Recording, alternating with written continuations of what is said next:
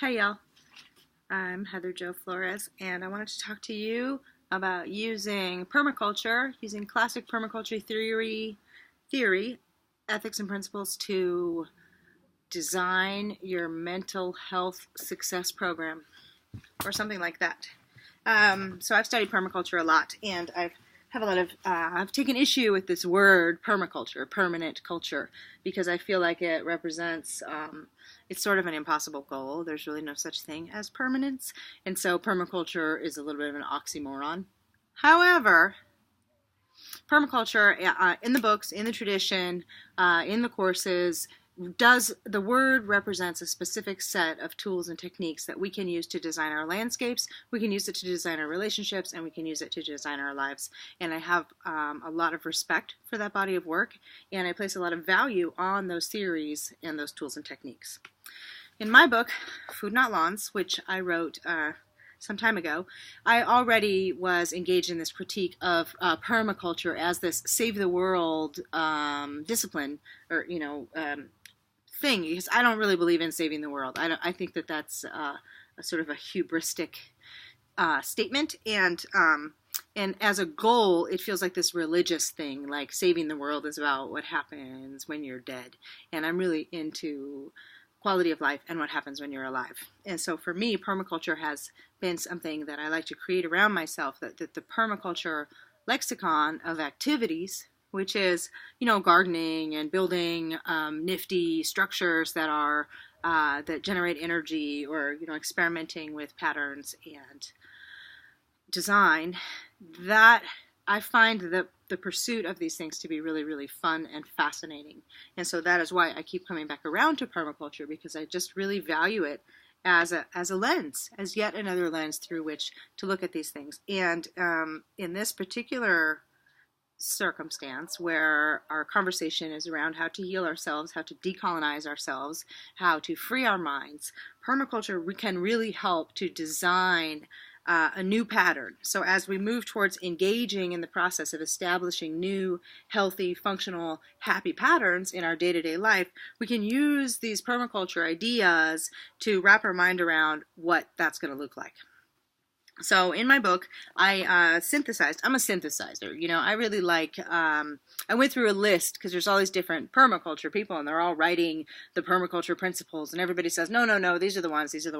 And a lot of them are the same, and a lot of them are different, and it's a lot of fun to learn about them. So I ended up making a list, doing a bunch of research, and making a list of, 50 or 75 different principles, these permaculture proverbs, things like the designer limits the yield, or mistakes are tools for learning, and a lot of them are just kind of old idioms things that people say.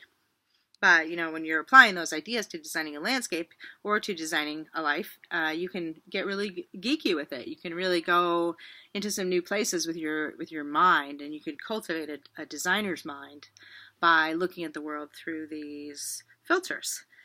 So what I did is I synthesized all of these different ones into these 9 basic principles. And I'm going to go through those really quick. And I want you to think about how you could use these principles to affect the way you make decisions, to affect the way that you plan your day, to affect the way you move your body, the way you say yes or no to certain things, the way you set up your boundaries, the way you work, the way you write, the way you make art, the way you make love.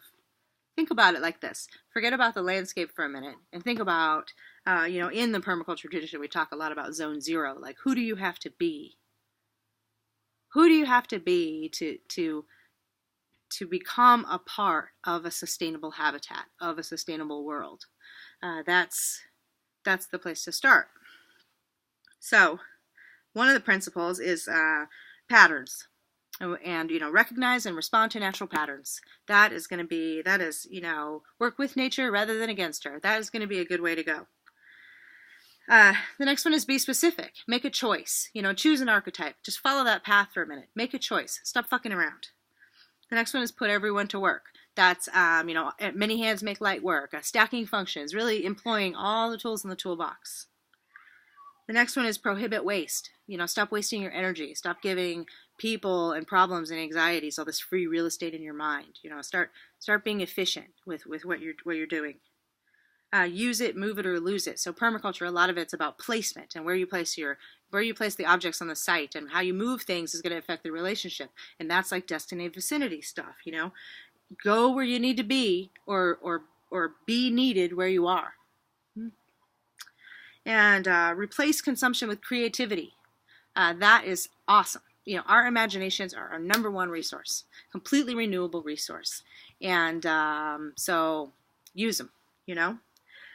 Let autonomy reign, you know. I mean, I am a bit of an anarchist, and in the garden, you know, you try to get things to succeed themselves. You try to get things to reseed themselves, and with yourself too. Like, what do you want to do? Because that's going to be the easy thing. So, you know, it's yes, I understand this is idealistic stuff. That's the point today. We're looking at ideals and theories. Emphasize diversity on all scales. Mix it up. You don't like your life? Do something you never did before today. Spend all day doing something you never did before, and meet a bunch of people that you never met. And then keep your chin up. You know, that applies to your posture, the way you hold your body, the way you treat your spine, and it also applies to the way you treat yourself emotionally, and just having a good attitude, even in the face of adversity. And this is different than glib positivity. This is about staying focused and not going into this, oh my God, here we go again, that spiral, the downward spiral. Use the shadow. Don't be a slave to it. And so going through these principles, and then also the other thing that I'm really into with permaculture is this design process. The Go-Bradim design process is the acronym that I use in my book, and I love acronyms because they're learning tools. So goals, observation, boundaries, resources, analysis, design, implementation, maintenance, and evaluation. And in a lot of ways, our course is built around this same framework of, you know, you think about what you need, you do some observation, you figure out what your boundaries are, you get your resources together, you go through all of that, and then you begin to create a design, and then you do the thing, the design you implement, and then you find out what's really happening, because you're maintaining and you're monitoring and you're learning and you're managing, and you're like, oh my God, I made so many mistakes. And then you evaluate, and then you go back around again, right to the beginning, just like the heroine's journey, just like life. And then here we are. So that is my quick overview of how permaculture can help you to manifest positive patterns in your life and create new habits and be happy. And see you next time.